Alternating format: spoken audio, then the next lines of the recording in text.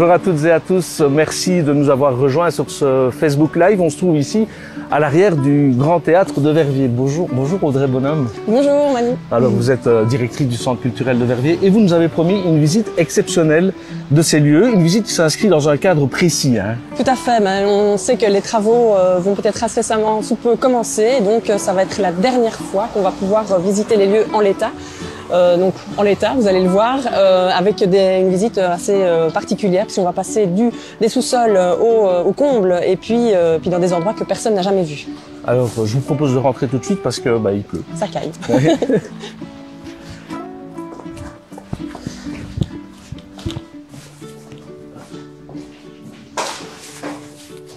Alors on commence par où? Bon, alors ici on se trouve à l'arrière du théâtre, vous l'avez dit. C'est par l'entrée des artistes. Donc c'est juste par ici. Je vais enlever mon capuchon, ça sera plus. Et donc je vous propose de passer au sous-sol pour aller voir toute la machinerie. Ok. Alors, ici dans ces lieux, on avait nos bureaux et on accueillait aussi la RTBF, Radiolène, qui avait ses bureaux ici. Bon, vous le voyez, on est parti Fissa au moment où ça a fermé. Nos confrères ne sont plus là, oui. Voilà. Donc ça a fermé quand exactement? En 2015. Donc il y a eu une petite catastrophe le 23 juin précisément. Oui.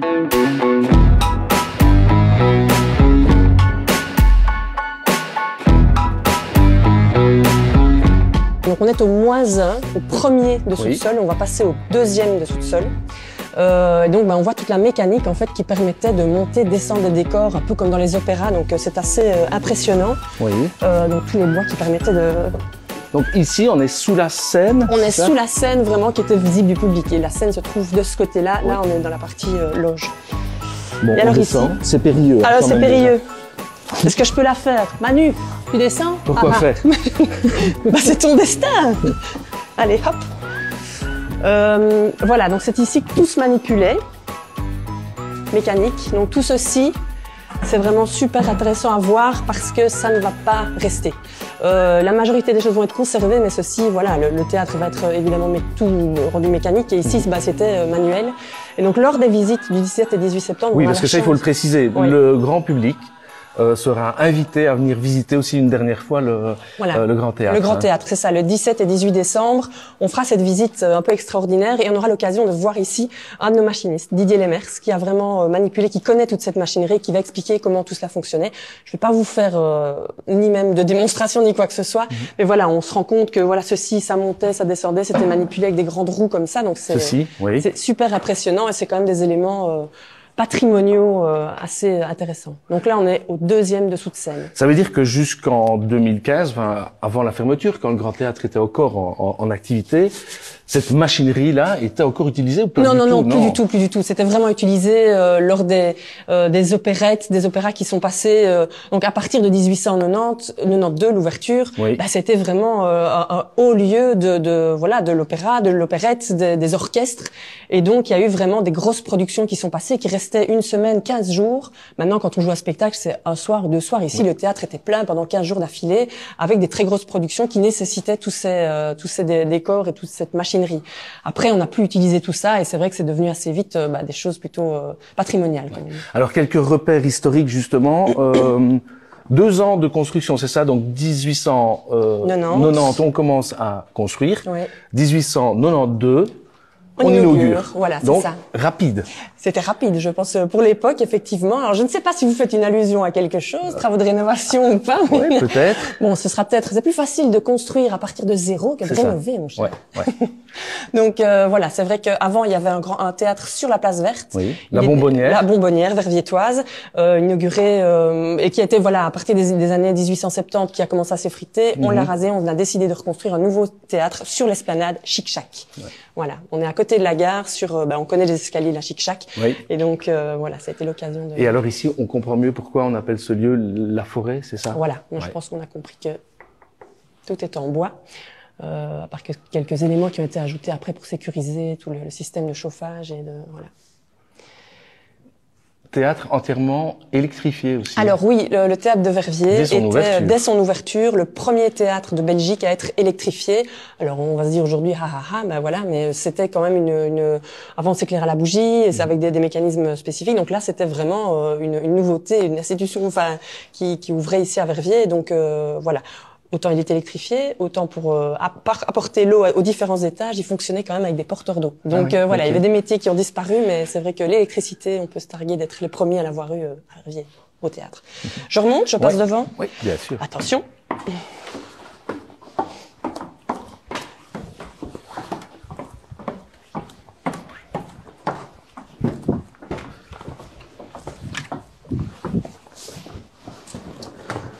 On va attendre Jessie. Oui. Ça va, Jessie? On repasse par là. Et je vais vous emmener maintenant dans les loges. Oui. Il y en a un certain nombre. On va pas toutes les visiter, mais en tout cas des principales et celles qui ont peut-être un intérêt. Donc là, on arrive dans l'entrée des artistes. On a fait juste un petit tour. Où on était, où on a commencé la visite. Donc on va continuer. Et là, ici, je pense que les personnes qui viennent, qui ont eu l'occasion de faire les chapitres du conservatoire, les galas de danse, les trucs, ces couloirs, on les a montés et descendus des dizaines, des centaines de fois. Donc, c'est vraiment historiquement, émotionnellement très fort. Alors ça, c'était la plus belle loge. Attention, vous allez voir, c'est quelque chose. C'est luxe. C'est grand luxe. Une douche. Quand même. Voilà, voilà. Et donc, c'est ici, c'est la loge la plus proche du plateau. Donc, on va bientôt refaire. Quoi, douche? Douche hors usage. Bah ouais, malheureusement, je peux pas vous proposer d'en prendre une, mais voilà, une blague dans le coin, c'est ici qu'on installait les personnalités quand elles venaient. Et il y en a eu. Grand Corps Malade, Maxime Le Forestier, l'étaloge, bien évidemment. Raymond DeVos. Raymond DeVos. Robert Hossein. Je suis Robert Hossein. Tu as pu renseigner. Ah, voilà, donc, ils sont venus dans ces lieux. Dans ces lieux, ils sont passés. C'était la loge, on va dire, principale. Voilà. Après, donc, il y a sur 3 étages. Donc, on est au premier. Sur 3 étages, ce sont des loges. Et nous, quand on est venu ici, on a installé nos bureaux. Donc, ici, encore des loges. Et puis, un peu plus loin, l'équipe du centre culturel avait ses bureaux. Oui. Donc, il y en a au rez-de-chaussée et puis alors ici au premier étage. Et donc, ces loges étaient alors occupées pour des plus grands spectacles? Voilà. Parfois, c'est vrai qu'il y avait une nécessité de loges pour les figurants, pour les corps de ballet, pour les orchestres, etc. Et donc, il y avait vraiment des loges à foison, quoi. Ça, c'est sûr que... Voilà. Et donc, vous avez eu vos bureaux ici. Le bureau de la directrice, il est où? Ah, il était au rez-de-chaussée. Il était au rez-de-chaussée. On est passé devant, mais voilà. Ici, il y avait Luc Pirard à côté, Charlotte Denis, notre comptable, Anne Ça devait Delcourt, être spécial. Voilà. Ah, c'était particulier. C'est clair qu'on n'était pas du tout dans les open space, du tout. Chacun sa petite loge, mais voilà. Et donc, c'est vrai que les conditions, bon, elles n'étaient pas celles de maintenant, mais ça restait quand même risqué, on va dire. Je vous propose de pas nécessairement monter au deuxième parce que voilà, c'est le même genre de loge, mais on va monter au 3e étage. Ok. Ou peut-être au 2e si on veut. Ah non, on va aller au 3e. Ou sur les passerelles. Oui, on va faire ça. Moi, je suis. Là, c'est quoi? Non, c'est une loge. C'est une loge. Je pensais, je me suis trompée. Voilà, donc je rassure tout le monde, ce n'était pas dans cet état-ci quand on est parti. Donc le public va le découvrir là tel qu'il est. On va pas passer un coup de balai, il sera dans son jus, comme on dit. Oui, dans son jus. Voilà. Désolé, on n'aura pas vraiment le temps de rafistoler tout ça, mais. Non, ça prendrait un peu de temps. Et on n'a pas vécu comme ça. On est un peu essoufflé quand même. Voilà. Alors vous avez le vertige? Ouais, un peu, mais je vais faire un effort. Allez. Donc. On est ici sur ce qu'on appelle les passerelles. Oui. Qui servaient aux machinistes. Vous voyez les cordes ici sur le côté, pour monter, activer toutes les perches, qu'on appelle dans les cintres.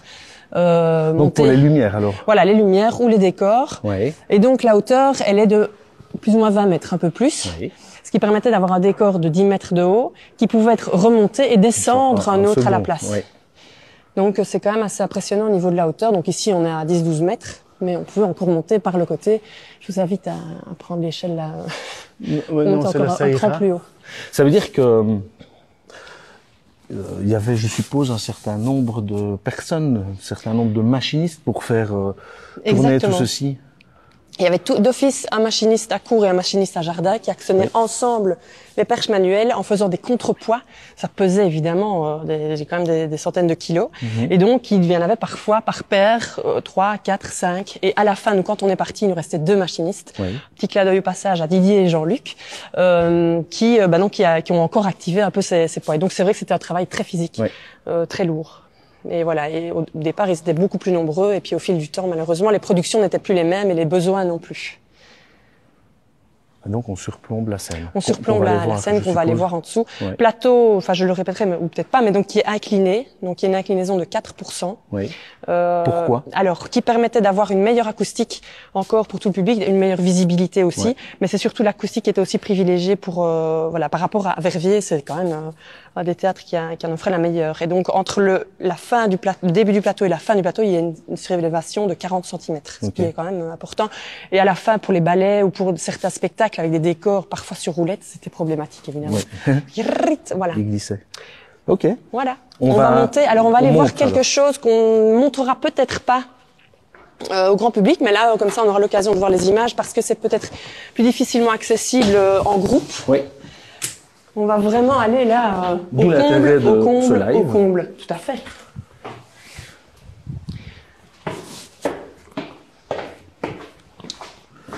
C'est un peu de l'urbex quand même, à certains niveaux. C'est même carrément de l'urbex, on peut le dire, oui. Bon là on va aller un peu dans le... Ça va être de plus en plus sombre. Je vais passer en... Des douches. Oui, il y avait encore des douches pour les...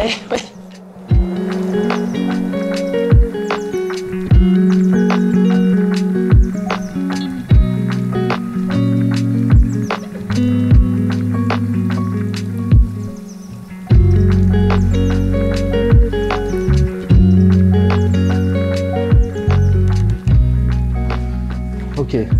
Je pense que monter plus haut... On pourrait, mais là, ça devient quand même un peu limite. Oui. Et donc là, vous avez l'occasion de voir par au-dessus la coupole, en fait, que l'on voit du parterre, en fait, qui est vraiment... C'est ça, on verra bien quand on sera évidemment dans la salle. Et donc là, on comprend qu'il n'y a pas nécessairement de lumière du jour qui peut arriver directement. On se disait, tiens, est-ce que la lumière peut transpercer? Mais il y a encore un toit au-dessus, donc voilà. Endroit rarement visité. Jamais. Jamais. Ou par les urbexeurs, sans autorisation, on va dire. Mais oui. Non, ça, c'est pas un endroit... On peut peut-être, maintenant, je ne sais pas si la lumière sera suffisante, je vais vous montrer, Parce que là, le point de vue est encore plus impressionnant. Et en fait, demander peut-être un petit exercice de mémoire, se souvenir ici. Donc là, on voit le dôme, et il y a toute une pente ici. Oui, et en fait, skatepark. Et en fait, juste de l'autre côté, il y a tous les sièges du paradis. En fait, on va passer du côté public. Donc ici, on est l'équivalent du côté public. Il y a la salle, elle est en dessous de nous. Les sièges sont juste ici en dessous. Et on ira voir tout à l'heure et vous comprendrez donc cette pente ici qu'on voit là, on va la revoir du côté salle.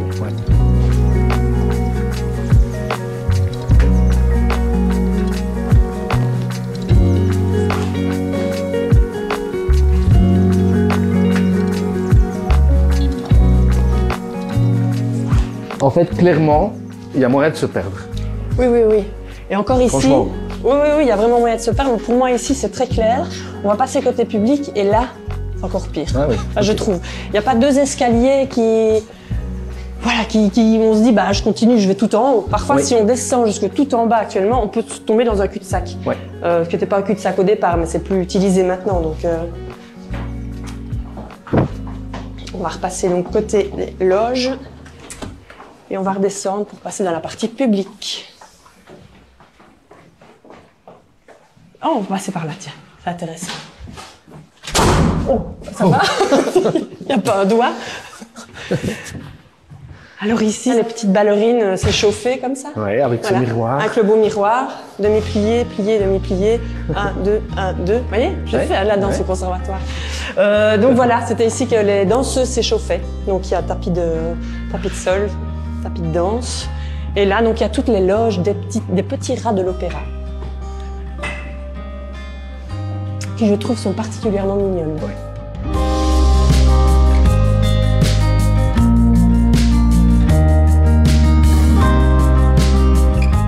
Donc là, moi, je suis en fait déjà perdu. Là. Oui? Oui. Ah, c'est fou ça. Ouais. Ils sont encore bien entretenus ici, oui. Non? Ils sont bien brillants. On ne montrera pas le plafond, mais bon, là un peu moins.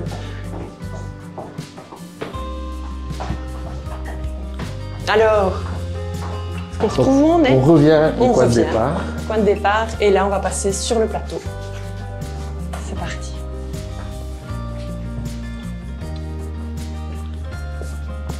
Environ 100 mètres carrés.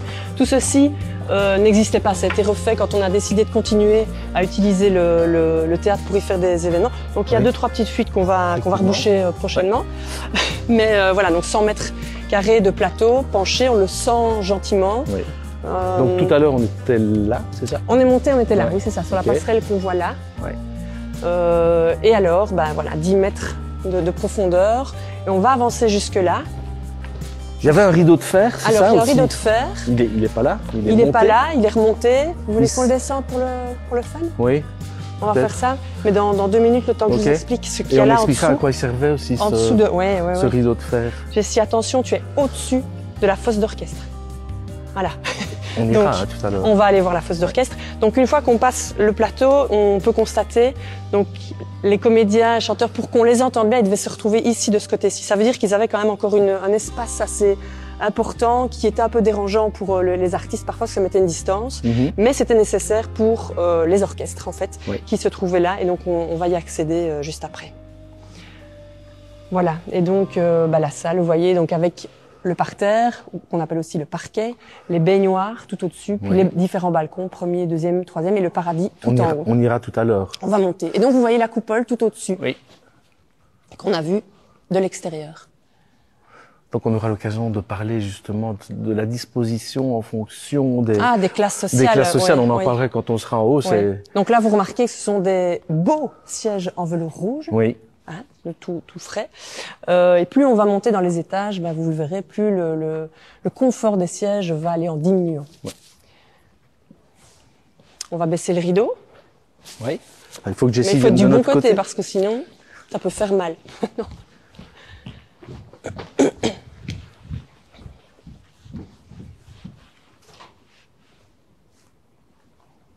C'est bon?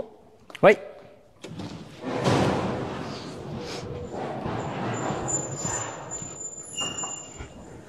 C'est ce qu'on appelle le rideau de fer. Contrairement au rideau rouge qu'on voit dans certains théâtres, qu'on utilise de moins en moins quand même, le rideau de fer est réellement la porte coupe-feu la plus efficace. C'est ça. Oui, donc il y a vraiment un objectif derrière.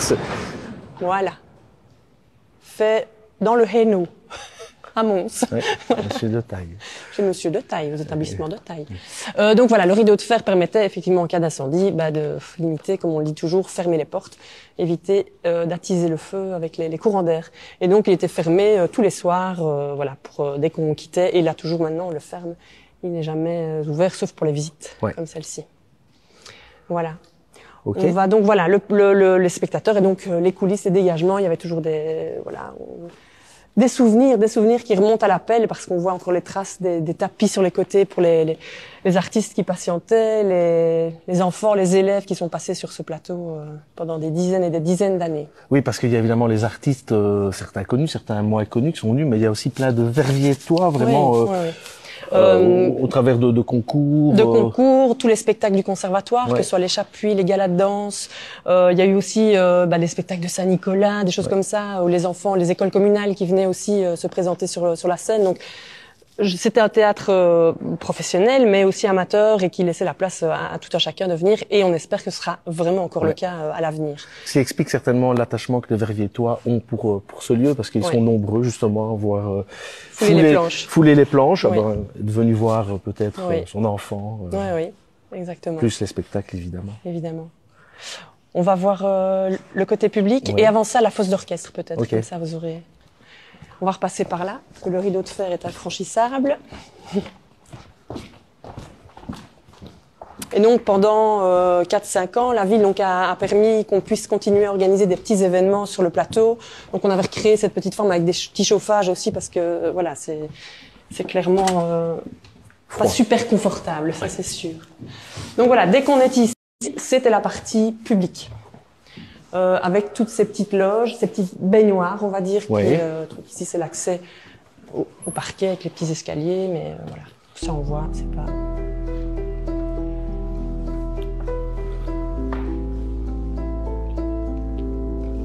Oh, un vieil agenda, non, par terre. Oui. Je vais le reprendre. Saison 2015-2016. Donc la dernière saison. Ce n'est pas du tout mis en scène, je vous le promets.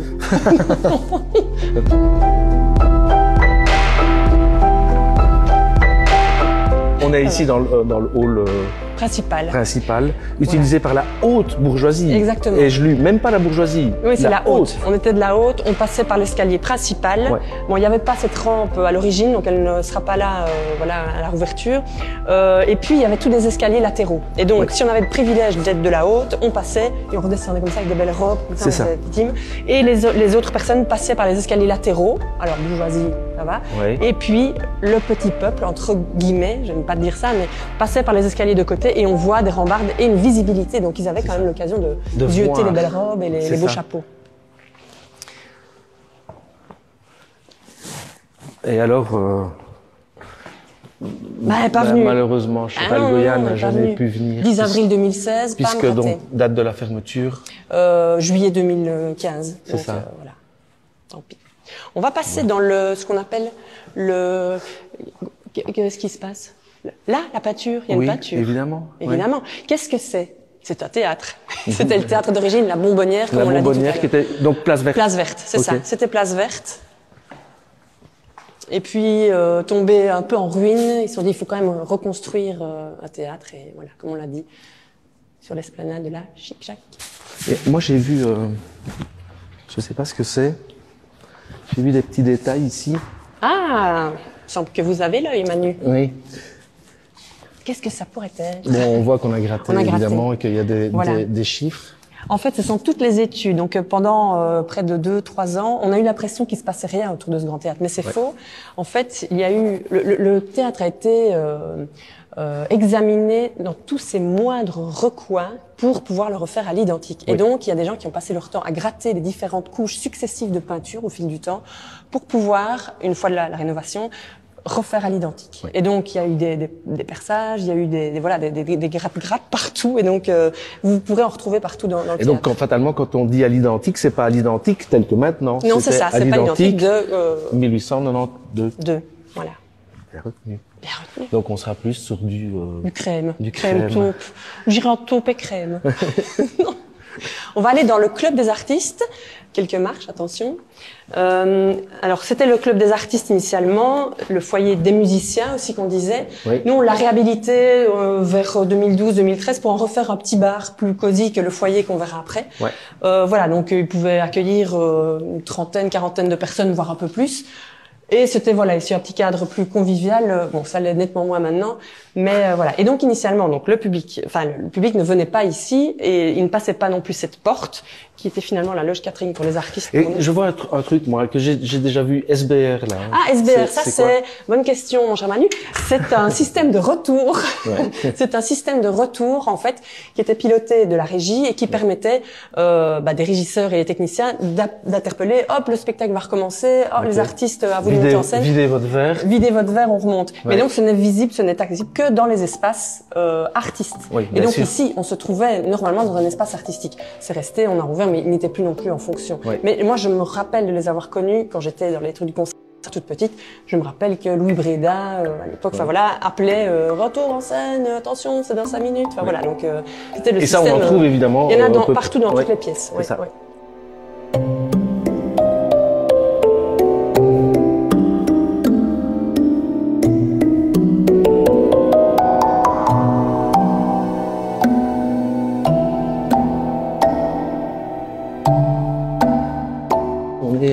Au sous-sol, dans la fosse d'orchestre. Donc là, on se trouvait. Là, il y a les sièges du public juste derrière le petit mur là, et derrière nous, il y a le plateau, et au-dessus de nous, le plateau. Et alors, il y a ce vestige dont on... Mais qui va toujours très bien. Je suis absolument nulle. Non.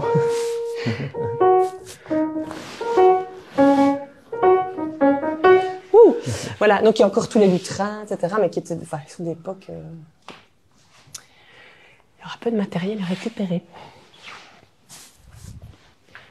Y compris un piano. Y compris un piano à refaire. Alors ici, une petite curiosité. C'est parce que je suis un peu petite, hein, mais sinon, j'ouvre le clapet et je souffle son texte à Robert Hossein. J'avais oublié, oui, pas de mémoire. Non. Aucune mémoire. Donc voilà, oui, c'était donc le trou du souffleur. Alors là, impossible évidemment de l'ouvrir puisqu'il y a un tapis de scène sur le truc, mais avant, le plateau s'ouvrait et voilà. Et il passait sa petite tête. Voilà, ça existe, le trou du souffleur. Ouais. C'était donc la fosse d'orchestre.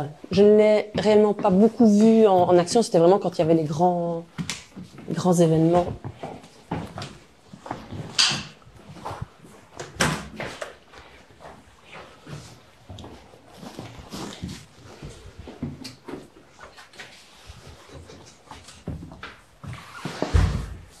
On repasse dans le foyer et on va monter aux étages. Alors il y a deux, trois choses intéressantes, peut-être anecdotiques à raconter sur... James Dean, qui est là. James Dean, aucun rapport, mais... Ouais. Verviers-toi, voilà, bien connu. Verviers-toi, bien connu. Peut-être quelque chose ici qui est intéressant, c'est que pendant des années, je vous invite à monter par ici. Oui. Je vais couper ma lampe de poche qui ne sert strictement à rien. Toute l'équipe du centre culturel a toujours connu cet endroit avec un rideau fermé. Et puis un jour, notre échevin, Jean-François Cheffneux et un collègue, Jean-François Potel, ont ouvert ce rideau et ont constaté que de l'autre côté, en fait, ça donnait un miroir qui reflète, on le voit de l'autre côté, sur l'ouverture qui est le foyer, le bar du théâtre. Donc c'est vraiment, en fait, donc on voyait de ce côté-là, par transparence, on voyait ce qui se passait dans le foyer. Donc nous, on l'a jamais vraiment connu. Il y avait un rideau, on s'est jamais dit tiens, on va l'ouvrir. Voilà, il y avait un rideau, Donc voilà, c'est une curiosité. On a découverte après. Et là, on arrive au premier étage, qui était le bar principal. On appelle le foyer, où ont eu lieu des concerts classiques, les concerts du dimanche matin, parce qu'il offrait aussi une très belle acoustique. Mais c'est par là que le drame est arrivé. Oui. Donc 23 juin 2015, je suis dans mon bureau et la dame d'entretien vient me trouver. Audrey, on a un souci. On va pas rentrer trop dans l'espace, puisque donc c'est ici qu'il y a eu un arrêté d'accessibilité. On va quand même montrer. On va montrer, mais je vais laisser Jessie rentrer. Allez, au revoir Jessie. Voilà. C'est là donc il y a une moulure qui est tombée. Qui est donc une ancienne réparation au final. Il n'y a plus rien d'autre qui est tombé depuis lors. Bon, ça s'est dégradé évidemment, mais il n'y a plus jamais rien d'autre qui est tombé. Pas trop loin, hein. Mais voilà. Mais donc ici, c'était le bar principal. Et il faut savoir que voilà, au théâtre, il y avait un bar à chaque étage. Puisque voilà, il y avait chaque fois vraiment beaucoup de monde et donc les gens aux entractes, etc. venaient. C'est 1300 places, hein, je pense, au départ. Au départ, avec, comme on l'a dit, un parterre très confortable, des baignoires très confortables. Et puis on monte, plus les places sont petites, serrées, inconfortables. Et voilà, c'est vrai qu'à la fin, on ne vendait jamais toutes ces places-là. Si maximum, c'était 950, parce qu'il y a des places où on est derrière des colonnes, etc. Donc c'était pas très agréable et pas vendable, on va dire. C'est Charles Thirion qui a été l'architecte désigné. Oui. Et donc voilà, les plans ont été faits. On lui doit à l'église Sainte-Julienne, je crois. Sainte-Julienne. Si. Alors il y a une rumeur qui dit qu'il aurait fait un théâtre identique au Costa Rica. Mais alors visiblement c'est un peu une fausse rumeur. C'est vrai que en fait c'est un théâtre à l'italienne et donc on a la sensation que oh tiens c'est le même qu'à Verviers, mais c'était un peu les plans on va dire classiques à l'époque. Ce qu'il y a c'est que je pense qu'il a été à l'initiative de la machinerie ou quelque chose comme ça, donc il y a eu un peu une confusion. Donc en fait le théâtre en lui-même c'est pas lui, mais il y a une partie de la machinerie qu'il aurait peut-être imaginé. Par contre il a construit une école. Au Costa Rica, oui, c'est ça. Oui. Mais l'histoire du théâtre identique, c'est vrai que ce n'était pas. Un petit coup d'œil ici, anecdotique, c'est la loge royale. Oui, c'est pas anecdotique. Oui, mais je dis que c'est anecdotique parce qu'en fait, je pense que le roi, aucun roi n'y est jamais venu. Voilà. Mais c'était quand même ici que les places étaient les meilleures, les plus confortables, autant visuellement que acoustiquement. Quoique tout en haut, voilà, c'est vraiment là aussi que l'acoustique est la meilleure. Donc on aurait pu croire peut-être que les meilleures places étaient là, au plus près de la scène, mais non, fatalement c'est ici. Ah non, alors là on va juste aller jeter un coup d'œil. C'est ce que vous dites à cour et à jardin, mais donc à gauche et à droite de la scène. Vous constaterez que la disposition, elle est surtout faite pour être vue plutôt que pour voir le spectacle. Oui. La visibilité, elle est exécrable, mais par contre, si on devait être vu, c'était très bien de se trouver dans ces petites loges de côté, parce que voilà, là, on y faisait affaire, on va aller voir, il y avait des petits salons qui permettaient aux industriels d'aller voilà, rencontrer leurs clients. Et pourquoi la fusée de Tintin, ça? Alors ça, c'est une excellente question. Je pense toujours connu un spectacle à l'époque qui a dû être voilà, Objectif Lune, je sais pas. Oui. Parce que c'est clair que voilà. Mais en principe, le rideau de fer n'était jamais visible du public. Oui. Oui. Sauf en cas d'incendie, ce qu'il n'y a jamais eu, il serait descendu. Mais voilà. On va dans la petite loge latérale juste pour vous montrer quand même voilà, les plans.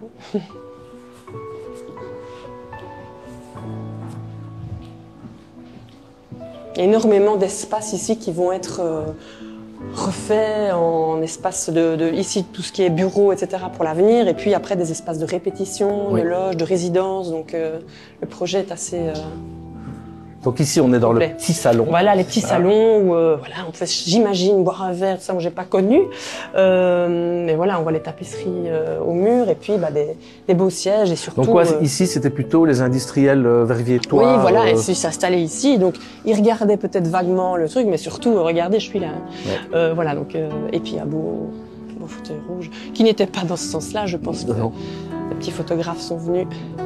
Il y a eu des séances de photos clandestines, peut-être. Ou pas que, je crois que le théâtre a été mis évidemment à disposition de pas mal d'artistes, de photographes aussi, parce que c'est quand même un caractère assez riche. Bon, évidemment, il reste que quelques lampes. Hein. Oui, c'est ça, parce qu'électrifier, je veux bien, moi, à ce stade-ci. Non, mais c'est vrai qu'il y avait vraiment des petites lampes comme celle-là qui sont vraiment quand même très belles. Il y en avait partout, et c'était très très beau quand ça s'illuminait, puis ça dimait déjà. Ça dimait. Ça dimait pas mal. On va poursuivre. Monter les étages.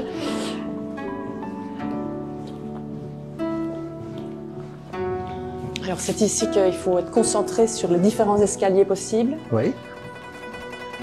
Ne vous éloignez pas trop. Parce que voilà, ici, il n'y a pas d'escalier qui monte au deuxième, il n'y en a qu'un de ce côté-là. Après, il y en a des deux côtés, enfin voilà, ça, les comprendre. Hop.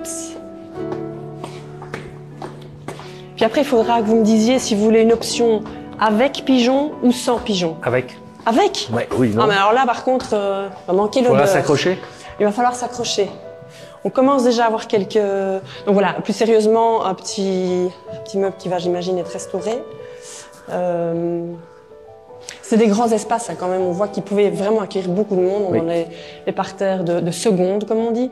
Voilà, on va pas accéder parce que on a compris la visibilité qu'on pouvait avoir. On va aller vraiment jusque tout au-dessus. Et c'est ici qu'on commence déjà à sentir. Oui. Voilà.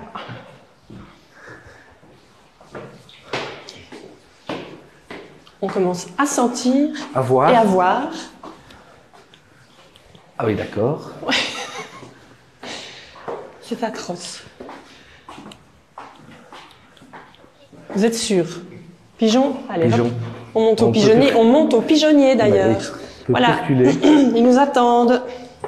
Wow. Regardez. Hops. Oui. Non, j'en fais dire. Bon ben, l'autre option. On va choisir l'autre option, vite. Il y en a toujours. Du coup, voilà, on va aller par là. Ça se fâche? Tout va bien, ça se fâche. Alors là, il y avait encore des barres avant de monter. Non, il se fâche. Ou c'était la porte? Oh. Qu'est-ce que c'est? Je sais pas. Là, il y avait des barres. Mais ça me fait peur. C'est une porte qui grince. Des barres. Voilà, on va boire un verre. On va boire un verre. Allez, sérieux, c'est beau, hein, c'est vintage. Bon, ça, c'est pas de 1890, évidemment, mais on voit quand même que ces bars ont été encore... J'ai toujours peur, oui. Moi aussi.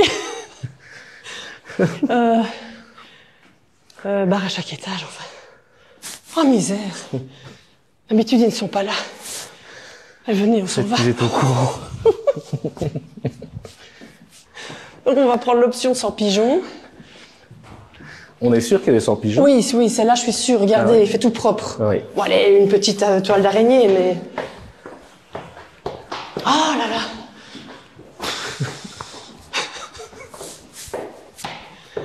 Des petites toilettes. Et là, ici, on arrive directement dans la salle. Je vais rééclairer. En principe, tout y a sauf à un endroit, mais je ne vais pas vous y emmener. Voilà, on va passer par là. Alors, j'avais demandé un petit travail de mémoire tout à l'heure.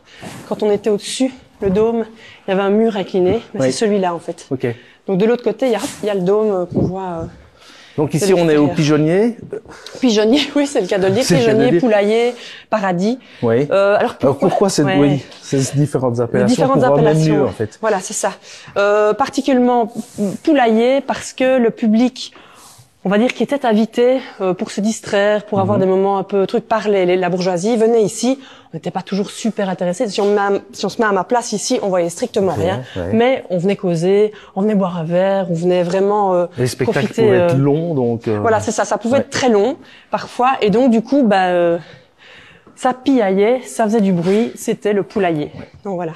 Et d'ici, réellement, donc là, on a vraiment une vue imprenable, là, ici, sur le plateau, la scène et une acoustique parfaite. S'il y a quelqu'un qui parle, je veux pas dire normalement, qui élève un petit peu la voix, on l'entend parfaitement. Plateau incliné et puis voilà la hauteur. Alors après on n'était peut-être pas directement concernés, mais donc on voit que le confort, ah oui là on c'est pas celui de non c'est vraiment les petites chaises. Il y a même plus de dossier ici. Donc mais par contre l'acoustique est encore au top. Elle est oui parfaite. Voilà. Et ça tient. Regardez un peu comme ça tient bien. Oui. Ça tient bien. Donc on va voilà quoi, on va passer par là. Hein. On ne redescend de nouveau pas par le pigeonnier. Il n'y a pas de trou là? Non, ce serait trop tard. Ben si, il y a un trou, il ne faut pas passer par là. C'est dangereux. Il faut venir par ici. Voilà, on va redescendre par là et on va éviter les pigeons. Mais vous savez quoi? Je pense qu'on a déjà presque fait le tour. Hein. C'est vrai? Ben oui. Qu'est-ce qu'il reste à voir? Qu'est-ce qu'il reste à voir? Foyer, on a fait. Public. On va peut-être aller voir un endroit où nos machinistes, je le retrouve, faisaient leur décor. Vous voyez, je vous ai dit, hein, parfois je me... Ah voilà, c'est ici. Et où on pouvait avoir une vue apprenable sur la ville de Vernier. Alors ici, je précise qu'on ne viendra pas, sinon ça va allonger beaucoup trop. Ici, on est deux pour faire le tour, donc ça va relativement vite, mais c'est évident que le public va dire « Ah, moi je me souviens, moi je me souviens... » Enfin, ça risque de prendre un peu plus de temps, donc on va pas passer partout. Mais ici, vous allez voir, donc il y a non seulement des confettis au sol, ne me demandez pas pourquoi. Carnaval, C'était la fête. Mais il y a surtout beaucoup de sciures. Et il y a énormément de décors qui ont été constitués ici. Voilà. Yves Duteil, qui était venu. Yves Duteil, c'est vrai, oui. Yves Duteil. Donc du bois. Et alors là, ici, si on monte le petit escabeau, on arrive côté, on peut regarder attention, hein, voilà. On va pas une vue sur le balcon qui n'était pas du tout accessible. Hein, c'était. Par contre, à partir du foyer, on pouvait aller sur une terrasse qui donnait vraiment sur le péristyle qui va sur la rue Jardon, en fait. Voilà. Donc là, ici, on a la rue du Manège, la rue des Artistes, la piscine devant nous, enfin, ou derrière. Voilà. Les décors. Magasin. Donc tout ceci, c'est vrai qu'on est dans la partie publique, mais était fermé, voilà, avec du tapis vintage.